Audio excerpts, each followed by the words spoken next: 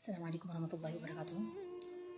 ہمارے معاشرے میں اس چیز کا بڑا اختلاف ہے کہ مردوں اور عورتوں کی نماز میں ڈفرینس ہے۔ تو حدیث میں آتا ہے کہ رسول اللہ صلی اللہ علیہ وسلم نے فرمایا، صلو کما رأیتمونی اصلی، تم اسی طرح سے نماز پڑھو جس طرح مجھے نماز پڑھتے ہوئے دیکھتے ہو۔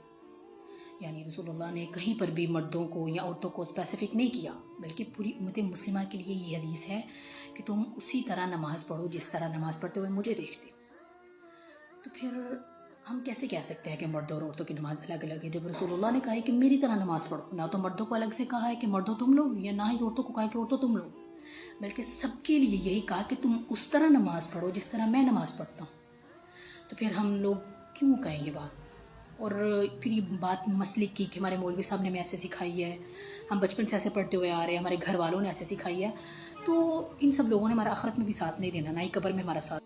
تو پھر ہم یہ کہیں کہ ہاں ہم اہل وہاب ہیں، ہم اہل سنت ہیں، اہل حدیث ہیں، جو بھی ہیں، کیونکہ بات صرف وہی مانی جائے گی جو ہمیں احادیث سے یا قرآن سے ثابت ہوتی ہے۔ تو پھر اگر ہماری نمازیں، ہم 5 وقت کی نماز بھی پڑھ رہے ہیں، بڑے خشوع کے ساتھ پڑھ رہے ہیں، قیام بھی کر رہے ہیں راتوں کو، تہجد بھی پڑھ رہے ہیں، لیکن قیامت کے دن ہماری یہ نمازیں پھر ضائع ہو جائیں گی، تو پھر کس کام آئیں گی؟ تو پھر بالکل اسی طرح ہے کہ ہم نے پیپر 100% دیا ہے، ہمیں پتہ ہے کہ ہم بہت اچھا پیپر دے کے آئے ہیں، لیکن ہمیں مارکس 0 ملے، تو پھر کتنا دکھ ہوتا ہے۔ ہم اسے چلائیں گے، ہم تو ایسے مطلب شور کریں گے کہ کیوں ایسا ہوا، ہم نے تو بڑا اچھا پیپر دیا تھا۔ تو بالکل اسی طرح اگر ہم نمازیں بھی پڑھیں گے، بڑی اچھی پڑھیں گے، لیکن طریقہ بالکل غلط ہوگا، سنت کے مطابق نہیں ہوگا، کوئی فائدہ نہیں ہوگا۔ تو جس طرح رسول اللہ نے بتایا بالکل نمازیں اسی طرح ہی پڑھیں گے ہم لوگ۔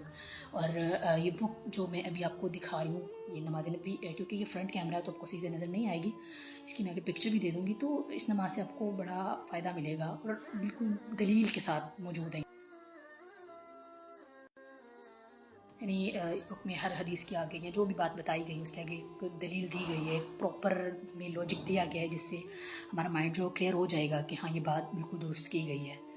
تو کیونکہ ہمارے لوگ جو ہے نا، وہ ہماری قبر میں نہیں جائیں گے، نہ ہی انہوں نے ہمارا حساب دینا ہے، کوئی آخرت میں ہمارا کام نہیں آئے گا، ہمیں خود اپنی آخرت سنوارنی ہوگی۔ اور نماز تو پھر سب سے پہلا سوال نماز کا ہوگا، تو اگر یہی درست نہ ہوئی تو پھر باقی اعمال کہاں جائیں گے ہمارے؟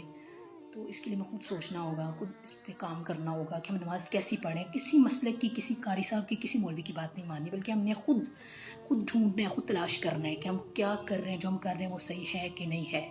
تو کسی بھی دوسرے کی بات ماننے کی ضرورت نہیں ہے، اپنے آپ پہ خود ورک آؤٹ کریں۔